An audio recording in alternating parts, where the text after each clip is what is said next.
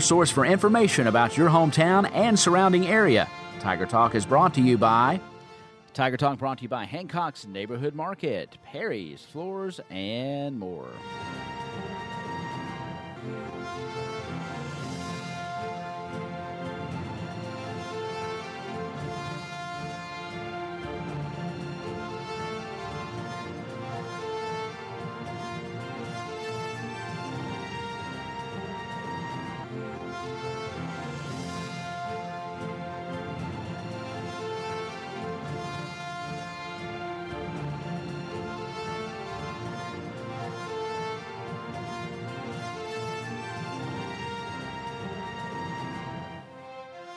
And a very good morning at 8:04. Clear skies. Boy, it's a beautiful day, and I have the pleasure of welcoming into the WPKY studios for our extension program, our agent for health and consumer sciences, Ashley White. Good morning. Good morning. How are you? I'm all right. I feel like you haven't been here in forever. I know, it's been a while. You've been out and about. All you agents have been out of the office, and we were talking just before you came on the air. You haven't really been there at the same time. Right. We just meet each other in passing. Summer's a busy month for you guys. It is. I mean, it is. people on the road, there's fields to go and seminars to do, and boy, oh boy, lots of stuff going on. Let's jump into it. Okay. Well, tomorrow, Joni has her Cooking with Joni program at 11:30. So if you're interested in learning how to cook some quick, delicious, and nutritious meals, Of course. give us a call and get signed up for that. It is a hands-on workshop, so you will be cooking something, and then you'll get to eat it afterwards. I keep threatening to come out and bring my Ginsu knives. Ooh. You know those? Yeah. You know, you cut. I want to cut my Pepsi, the can The first. Pepsi can? Yeah, and then I'll come cut a slice of tomato or something, you know? There you go. Yeah, There you go. I've always loved that. So that'll be fun. If you haven't gotten signed up for that, come on out or give us a call and sign up so that we have enough stuff. I threw you off on the Ginsu Well, knives, so you know, it's okay. hey, it's early morning. It- It's easy to it do. is. It's But easy yeah, to throw me off that's a great. first thing. That's a great workshop, though. That's why I have to have my notes so that I don't get thrown off. You're doing great.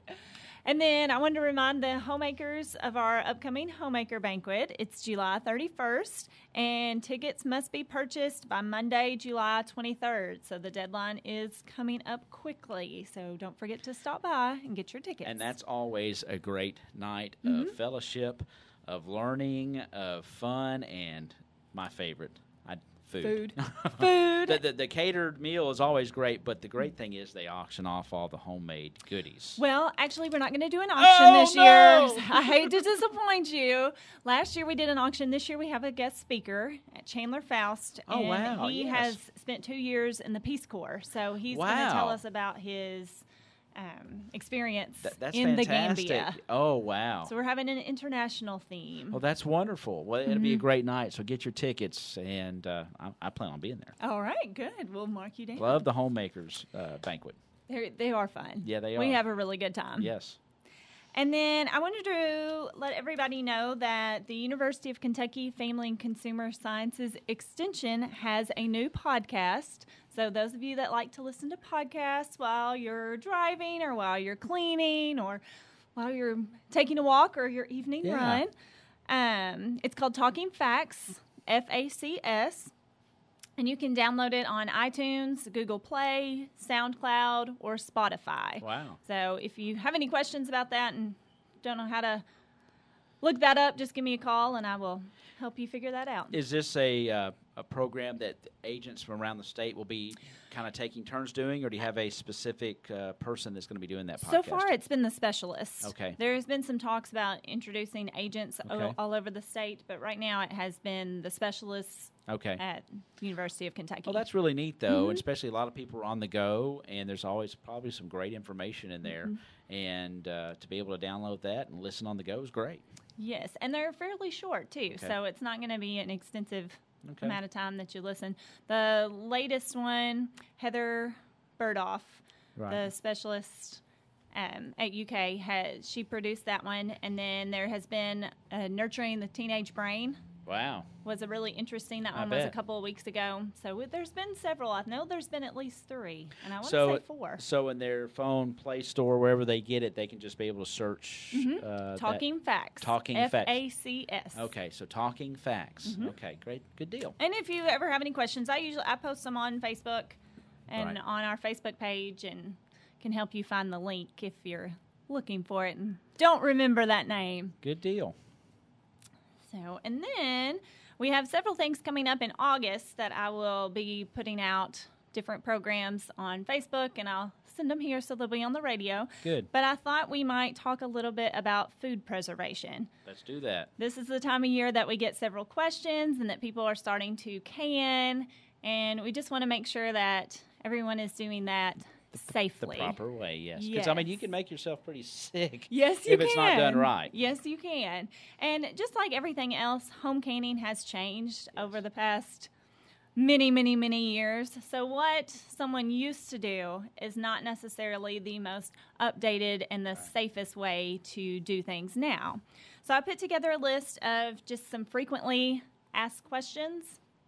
And if you have any other questions, feel free to give me a call. We have a whole list of publications on canning, everything from jams and jellies to meats. Yeah. So you can can a lot of things, but you can. want to make sure that you're doing it the proper way. That's right. There's two. there are two main types of canning, aren't there? There are 2 types of canners. There's a yeah. boiling water bath Yeah. canner, and then there's a pressure canner. Right. And your boiling water bath canner is going to be for your high acid foods, your fruits, your jams, your jellies, your pickles, and then acidified tomatoes. Okay. That's what you want to use your hot water bath canner for. The pressure canner is going to be for your low acid foods. All your vegetables are canned in a pressure canner. Meats, poultry, fish, they have to be done in a The pressure canner. Right. And that pressure canner reaches the temperature that's high enough to kill the spores of Clostridium botulinum, Oh, or botulism, as they call it. the bacteria Yeah. that causes botulism. Yeah. And that's the really nasty That's the stuff. nasty one. Yeah. Yes. Well, just flat out can kill you. It can. Yeah. It can. So that's why it's so important. And I never want to scare anybody, but I just want people to realize that it is serious business. So It is. you definitely want to make sure that you're doing things correctly. Pressure canners are going to have a dial gauge or a weighted gauge. If your pressure canner has a dial gauge, you want to check that for accuracy each year. And we can do that at the extension office. If it's a dial gauge Presto canner, I can check that for you.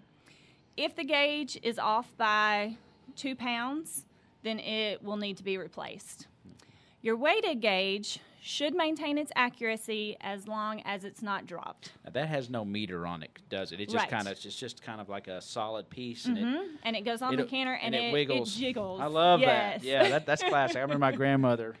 Summer days out playing baseball. You come in hot in the kitchen, man. That thing's just And it's just a going. just rattling. Yeah, Yes. that's pretty neat. Pretty neat though. Yes, it is. It is. And it's one of those, if you're not a visual person, if you want to hear it, then the weighted gauge is really good for you. If you want to see it, your dial gauge. Right, but if you drop that thing, then the accuracy is probably going to be off because Right. it's sort of calibrated, isn't Right. it? But the weight, yeah. Yes. So okay. Either type of pressure canner, you want to check that rubber gasket in the lid to make sure that it's not cracked. All right. So just look over your canners before you just start your canning. Because if it's not sealed properly, number one, the water's not going to probably get to the optimum temperature that it needs to, and therefore that's when you potentially could have problems. Or if you got a seal issue, then you could. It's dangerous. Could be. Right, your pressure's not going to come Right. up, and you're not gonna know that your Yeah. pressure didn't get to what Right. it's supposed to be, Right. and then you're just not gonna. Your food may not be canned properly. Exactly. We get a lot of questions about recipes. Can I use this recipe that I've had and it's been passed down from generation to generation to generation? Keep in mind that what killed a microorganism or a bacteria many years ago may not kill it today. So it is recommended that you only use research-based recipes. So you can find those. We have plenty at the Extension office, but you can also find those on the USDA Guide to Home Canning, the National Center for Home Food Preservation, and then there's also the Ball Blue Book. Right. And all of those are research-based, updated recipes. So if you stick to those recipes, you should be and do them properly, then you should be okay. Now, there are probably some of those recipes that are similar to maybe one that Grandma had or great-grandma had that you could maybe adapt and make it work for your particular situation. Right, and if you have a question about a recipe that you have, you can bring it to the office. Now, I can't tell you, but I can check with a specialist at the University of Kentucky, and they can help with the modifications to bring it up to date and make sure that it is a safe recipe. Not to put you on the spot, but can you think of some simple example of what may need to be altered in a recipe that could cause problems? As far as you mentioned, killing bacteria.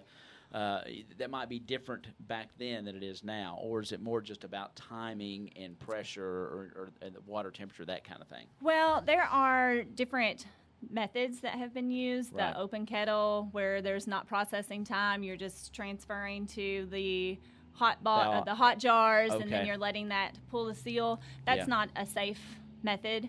So you want to move to one that does involve processing. Gotcha. Okay, and it's just a lot of it's a methodology of how this is done. Okay. Yes, but if you have a recipe, like I said, bring it in, and I will do my best to find out. But no, I'm not going to tell you that I can tell you exactly. Right. But you'll find out. Yeah. Yes, and I could find you one that might be similar in one of our publications or in the Ball Blue Book.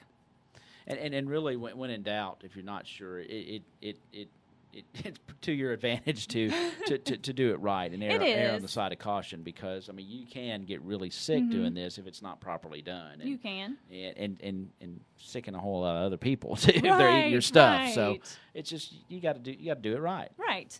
And one thing I want to mention about the types of jars to use, we get a lot of questions about that as well. And what kind of supplies you need besides that canner. You want to have jars, lids, and the ring bands. Your Mason type jars are what you want to use. They have a 2-piece self-sealing lid. And commercial jars, such as those used for mayonnaise, are not safe to use. Those are prone to breaking during processing. So make sure that you are using the Mason type jars. Check out your jars before you start canning. Make sure there's no cracks. Check your ring band for dents. And then your self-sealing lids, you want to purchase those new every year. You can reuse your jars, you can reuse your bands, but the self-sealing lids, you do not want to reuse. That's the round disc piece? That's the round disc piece that goes on top. Mm-hmm. Yes, you don't want to reuse those. Those only work one time. Right. We get questions about how long will canned food keep, and if it is properly sealed and properly stored, they can be kept for up to 2 years. They'll start to lose their quality even after 1 year, so keep that in mind.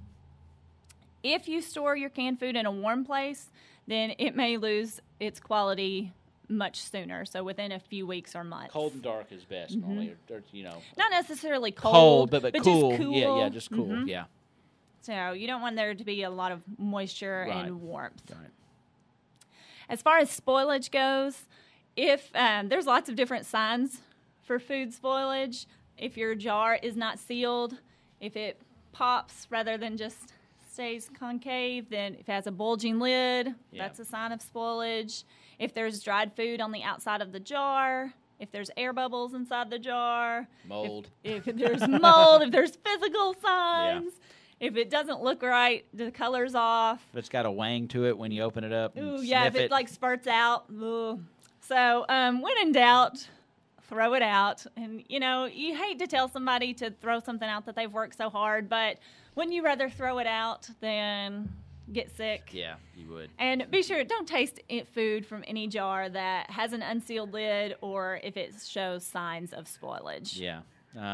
Great tips. And, this is the time of year when, all these great vegetables are here and in, and people it's the time to start. Our people are getting ready for their winter and, putting this stuff up. And there's nothing like, in the wintertime going to get you a can of vegetables that came out of your garden the summer before. So, man, good stuff, good tips. And you have workshops from time to time on canning. We do. We are not having one this season. Right. We will probably have one next year. But anytime you have questions, we are happy to help. So stop by, give me a call.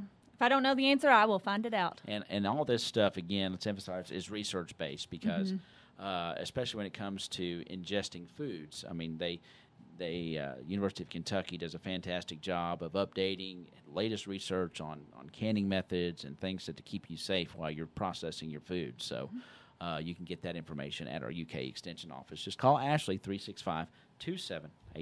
So busy, busy, busy summer. Always.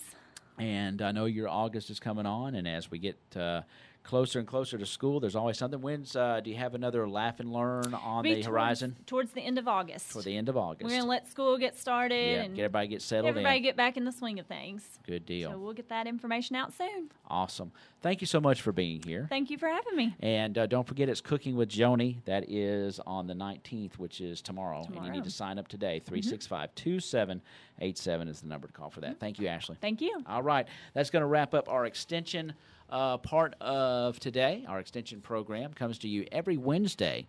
We have an agent here for our UK Extension office. They're located out on 62 West in Princeton, and you can give them a call anytime, 365